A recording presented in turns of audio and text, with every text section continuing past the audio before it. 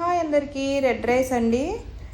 ఇది same white rice లాగానే బియ్యం నూకలాగా చేసుకుంటే మనం ఇడ్లీకి, ఉప్మాకి అన్నిటికి వాడుకోవచ్చండి. దానికోసం నేనైతే ఇలాగ ఎర్ర బియ్యం శుభ్రంగా కడిగి ఎండలో ఆరబెట్టాను.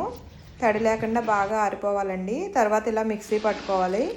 మనం వైట్ రైస్తో బియ్యం రవ్వ ఎలా చేసుకుంటాం ఇది కూడా సేమ్ అంతేనండి. అలాగ మిక్సీ పట్టుకుని శుభ్రంగా జల్లించుకోవాలి. అప్పుడు అడుగున పిండి వస్తుంది, మెత్తని పిండి.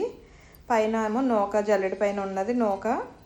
అలా పిండి నూక రెండు వాడుకోవచ్చండి.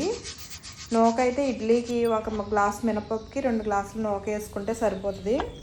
ఉప్మా అయితే మనం వరినూక ఉప్మా చేసుకుంటాం కదా, సేమ్ అంతేనండి. ఈ పిండి అయితే మెత్తని పిండి రాగి పిండిలా ఉంటుందండి.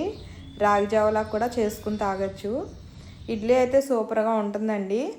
మనం ఇప్పుడు రవ్వ అది కొనుక్కోక్కర్లేదు, రవ్వ కూడా కడగక్కర్లేదండి, ఎందుకంటే బియ్యం కడుక్కుని చేసుకున్నాం కదా. బాయ్ అండి.